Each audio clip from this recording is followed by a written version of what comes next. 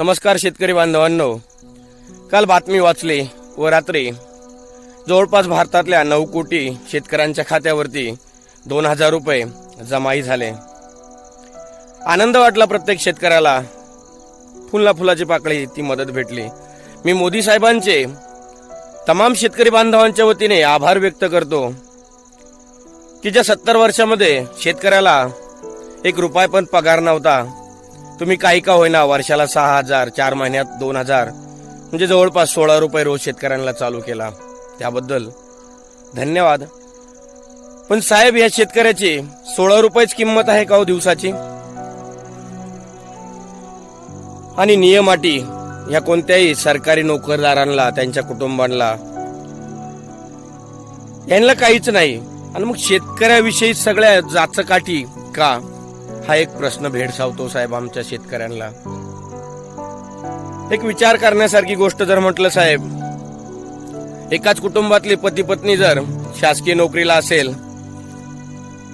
आणि लाख रुपये जर पगार असेल तर दोघांचा 2 लाख पगार. तिथं कधीच नियम नसतो की बुवा नवरा सर्व्हिसला आहे त्यामुळं बायकोला पगार भेटू शकत नाही. तिथं दोन्ही पण पगार घेऊ शकतात. मग शेतकऱ्याच्याच पती पत्नीनं काय केलं साहेब?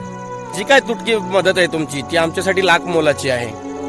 या कठीण काळामध्ये तीच आम्हाला एक सहारा भेटतो. काहीतरी खर्चा पाण्याला बरेच कुटुंब त्यावर उदरनिर्वाह सुद्धा होतो. मग पती पत्नी शेतकरी असू शकत नाही का साहेब? का त्यांना तो हक्क का भेटू नये?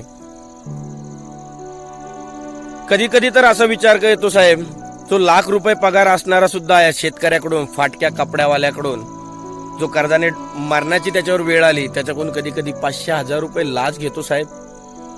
त्याला पगार असतो लाख रुपये, त्याला काहीच नियम नसतो साहेब.